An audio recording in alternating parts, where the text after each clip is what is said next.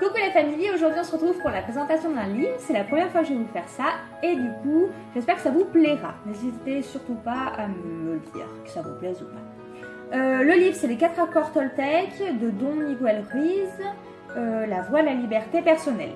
Donc si je regarde un peu en dessous c'est parce que j'ai mes notes, pour être sûre de rien oublier. Alors au début, ce livre je l'ai trouvé très long. Pour moi il y avait beaucoup de blabla. Pendant moins 40 pages, je me suis dit, oh là là, s'il faut que je finisse ça, quelle horreur. Et puis comme j'avais envie de faire plaisir à mon chéri, j'ai continué, et puis finalement j'ai bien fait de continuer.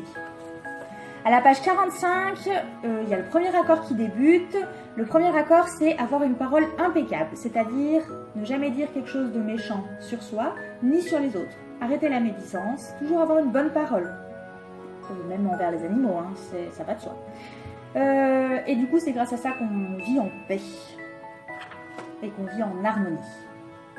Par exemple, si on rentre du travail et qu'on est très fatigué, qu'on a mal à la tête, et puis qu'à côté, il y a chéri qui fait la bamboula, qui arrête pas de chanter et tout, il peut pas savoir qu'on est fatigué, qu'on est éreinté, qu'on est je ne sais quoi d'autre. Et du coup, on va pas lui dire « tais-toi, tu fais chier ». On va plutôt lui dire « j'ai besoin de calme, est-ce que tu peux arrêter s'il te plaît ?» ou alors on peut juste sortir de la pièce, aller ailleurs, se reposer, faire un peu de relaxation. Donc ça permet d'éviter de blesser la personne. Et puis voilà, c'est déjà beaucoup. Grâce à ça, on s'aime nous-mêmes, on aime les autres nous aiment. C'est fabuleux, tout le monde s'aime. Donc les paroles bienveillantes. Ensuite, à la page 63, il y a le deuxième accord qui commence. Cette fois, il est beaucoup plus court et très bien illustré. Ça se lit extrêmement vite, c'est juste fabuleux. Donc là, il s'agit de ne jamais faire d'affaires personnelles. Par exemple, si quelqu'un nous dit « t'es qu'un con ». Waouh. Souvent, on le prend mal, on est choqué, on ne répond pas ou alors on s'énerve. La meilleure des choses, c'est vraiment ne rien dire. Parce que finalement, il nous dit on n'est qu'un con. Ok, certes, qu'est-ce qu'il en sait? Pourquoi il dit ça? Ça se trouve, il est énervé. Et du coup, il a besoin de passer ses nerfs, de se défouler. Et puis, c'est la même chose si on nous dit oh, t'es trop parfait. Déjà, je sais que je suis parfait, j'ai besoin de personne pour me le dire. Mais même si ça fait plaisir, pourquoi il nous dit ça? Juste qu'il est bien luné, il est content, donc voilà. Il a envie de dire des choses gentilles. Donc ça fait plaisir, contrairement à la phrase d'avant qui faisait pas plaisir du tout. Mais finalement, toutes les paroles comme ça, elles sont faussées. Faussées à cause des états d'âme de chacun. Donc ça sert à rien de réagir à ce genre de choses. Comme ça, on est bien, on se laisse pas enfoncer par les autres. Et là, le bonheur, il est tout proche. Après, à la page 75, il y a le troisième accord qui commence. Là encore, c'est assez court, donc ça se lit les doigts dans le nez. Et cette fois, il est question de ne jamais faire de suppositions. Si par exemple, je vous vois de loin et puis je fais ça, vous pouvez penser 2 choses. La première, mince, elle m'en veut parce qu'elle m'a fait coucou, mais elle a quand même fait le sourire, mais après elle s'est barrée, elle n'est pas venue me voir. Pourquoi? J'ai fait quoi? Puis alors là, le cerveau, il va se triturer, tout ça. On est mal barré. Ou alors, vous pensez, oh, elle me kiffe! Eh non, t'en sais rien, tu n'es pas dans ma tête. Alors, le mieux, c'est de communiquer. Un petit texto, un appel ou autre, ou la prochaine fois qu'on se croise. Pourquoi t'es pas venue me voir? Alors moi, soit je t'explique que j'étais fatiguée, soit que j'étais pressée, soit que j'avais autre chose à faire. Voilà, en gros, je te dis la vérité. Donc ça permet d'avoir aucun malentendu, aucun sous-entendu, de ne pas se faire de fausses idées, de ne pas vivre dans l'imaginaire. Donc on vit dans la réalité et puis on est heureux. Rien de plus simple. Donc jusqu'ici, je ne sais pas si vous avez remarqué, mais tous les accords, en fait, ils sont liés, ils sont emboîtés. Il suffit d'en appliquer un pour que les autres découlent. Enfin, ça, c'est ce que moi, je pense. Hein. Et puis après, à la page 85, c'est le dernier accord qui commence. Et il se termine à la page 99. Donc là aussi, il est court. Et cette fois, il s'agit de toujours faire de son mieux. C'est-à-dire, tous les matins, je vais au travail, non pas parce que je suis obligée, pour l'appât du gain, parce que j'ai tous les salaires, tous les loyers, les factures à payer et tout ça, donc j'ai besoin de mon salaire, donc c'est pour ça que je vais au travail. Ah non, en allant comme ça, déjà ça nous épuise, on n'a pas envie, donc on peut être grinche, enfin voilà. Il vaut mieux faire les choses parce qu'on en a envie, se dire, je vais rencontrer des collègues, je vais avoir de nouvelles expériences, plein de choses comme ça on est agréablement surpris, on est heureux, et puis finalement, à la fin du mois, quand on a le salaire, on est aussi content. Mais on est content, et ça aura, en fait, c'est pas le même état d'esprit. On est content, mais pas comme si on avait été obligé de le faire. Et puis, faire de son mieux, c'est-à-dire, j'ai fait ça, c'était pas terrible, par exemple. J'ai fait 3 fautes d'orthographe dans 4 lignes. Donc c'est pas terrible, mais j'ai fait de mon mieux. Comme ça, je suis fière de moi, je me sens valorisée. Et puis la prochaine fois, je ferai encore de mon mieux. L'avantage, c'est que typiquement dans notre travail, on refait souvent les mêmes choses. Enfin, moi, en tout cas, c'est ça. Je fais souvent les mêmes choses. Et du coup, chaque fois, je m'améliore. Donc faire de son mieux, finalement, chaque fois, on va un peu plus loin. Chaque fois, c'est de mieux en mieux. Donc c'est très, très, très, très valorisant. Que vous dire d'autre sur cet accord? Qu'on n'a rien à prouver à qui que ce soit, on ne fait pas pour les autres, on fait pour soi. Donc même si quelqu'un nous dit c'est nul, c'est pas terrible, on se rappelle des accords d'avant. Pourquoi il dit ça? Il est mal luné. C'est de la médisance, c'est fait exprès pour nous enfoncer parce qu'il veut peut-être prendre notre place, peut-être qu'il est jaloux de nous. Donc voilà, il faut faire les choses pour soi-même et toujours faire de son mieux. Comme ça, on est valorisé, on est content et on se sent plus fort, plus en forme, plus heureux. Je vais vous lire un petit passage qui, je trouve, résume parfaitement le livre. Alors, si vous aussi vous tombez, ne vous jugez pas. Ne donnez pas à votre juge intérieur la satisfaction de faire de vous une victime.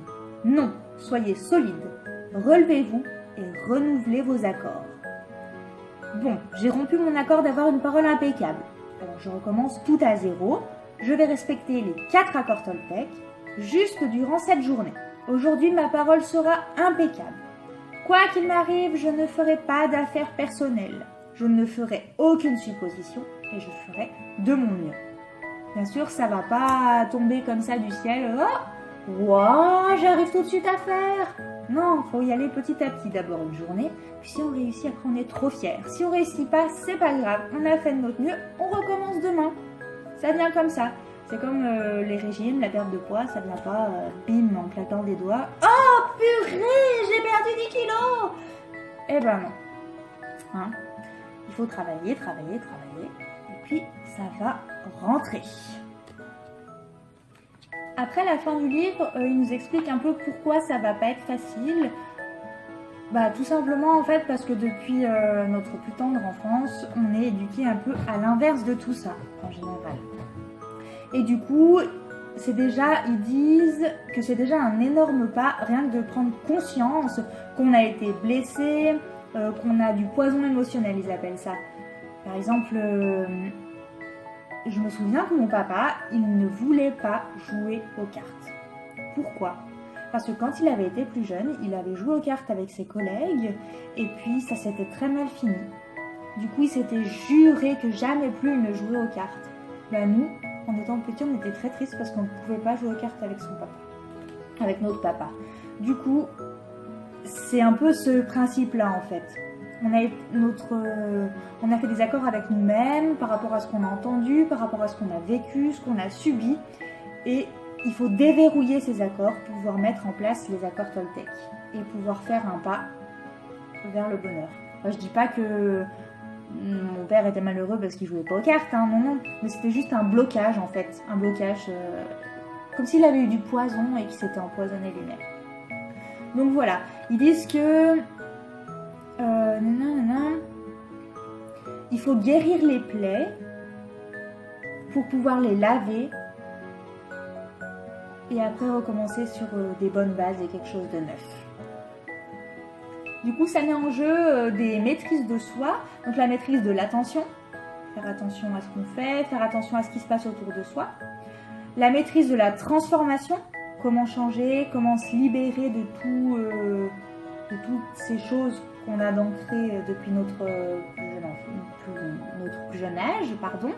Et puis la troisième maîtrise, c'est la maîtrise de l'intention. C'est-à-dire que j'ai envie de le faire, c'est déjà énorme d'avoir envie et d'essayer. C'est à force d'essayer, on va réussir. Bon, après, c'est pas un remède miracle non plus, hein, attention. Hein. Moi, je vous dis juste, je vous raconte le livre. Ils disent aussi que, en fait, tout ce qu'on a dans la tête, tout ce qui nous bloque le chemin du bonheur, c'est un peu comme un parasite. Et justement, la définition du parasite, c'est la créature qui se nourrit de la vie des autres, qui suce l'énergie, qui pompe, et puis qui détruit, en fait, qui détruit tout. Finalement, c'est un peu ça. Moi, quand j'étais plus jeune, j'ai entendu qu'on m'a dit que je chantais mal.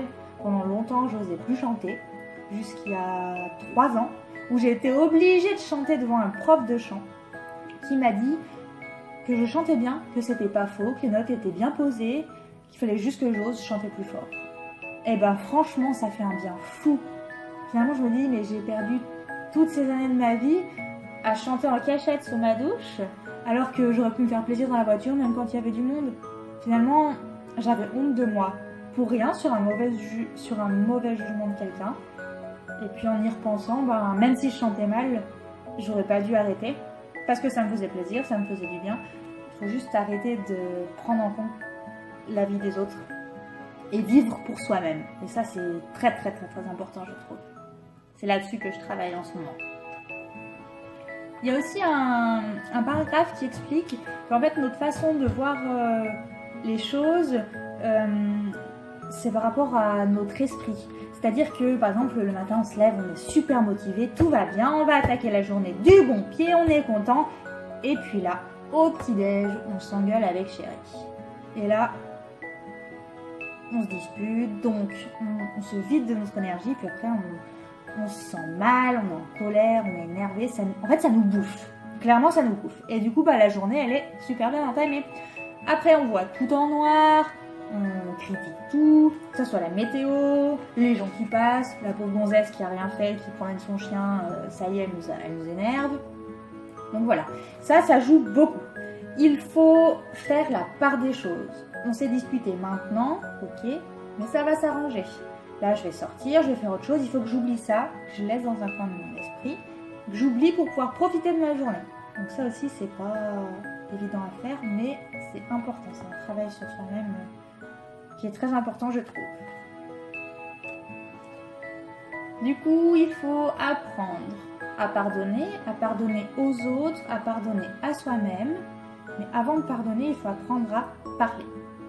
Dire les choses, même les choses les plus négatives, il y a toujours une façon de les dire pour que ça passe. C'est sûr que si tu viens, tu me parles et tu me rentres dedans, bah, ça va pas passer. Déjà, tu vas avoir un ton qui va me bloquer et je vais tout prendre mal.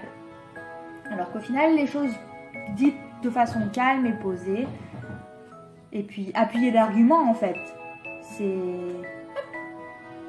ça passe, même si c'est négatif, parce que finalement, l'autre il va se rendre compte qu'on lui dit ça pour améliorer la relation qu'on a ensemble. Donc finalement, c'est que du bonheur. Sur le coup, il va peut-être être fermé, il a peut-être pas la même vision des choses que vous, mais il va y réfléchir et puis il reviendra sûrement vers vous. Donc voilà, pardonner, s'exprimer, ça permet d'aller aux accords Toltec. Et donc, au paradis, on va dire entre guillemets. D'ailleurs, il y a un chapitre qui dit qu'il faut se dire, c'est maintenant qu'on est vivant qu'il faut se le dire, je vais être moi-même, je ne vais plus vivre ma vie en essayant de faire plaisir aux autres. Je n'aurai plus peur de ce qu'ils pensent de moi. Finalement, qu'est-ce que cela peut me faire puisque je vais mourir un jour? C'est-à-dire qu'il faut profiter maintenant, c'est pas une fois qu'on sera mort ou qu'on apprend qu'on est malade qu'il faut profiter. Ben non, c'est maintenant qu'il faut profiter, c'est maintenant qu'il faut être heureux, c'est maintenant qu'il faut oser. Après, il sera trop tard, beaucoup trop tard. La vie est trop courte, en fait, beaucoup trop courte. Donc voilà, je vous ai résumé ce livre. En gros, c'est-à-dire maintenant, vous fermez les yeux, votre cerveau, vous le videz et vous oubliez absolument tout ce que vous avez appris. Tous tous les ancrages, toutes les croyances, tout. Vous faites le vide et vous recommencez tout à zéro. Direction le bonheur. Moi, ce livre, finalement, il est en accord parfait avec ce que j'aimerais. Donc, je vais faire de mon mieux pour le mettre en ordre, pour pouvoir arrêter de penser aux autres, arrêter de me bloquer, pouvoir oser et vraiment croquer la vie à pleines dents, en fait, parce que je pense que je le mérite, comme vous tous vous le méritez.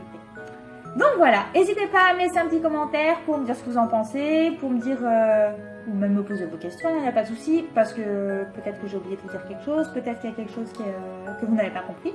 Enfin voilà, je suis là. Bisous bisous.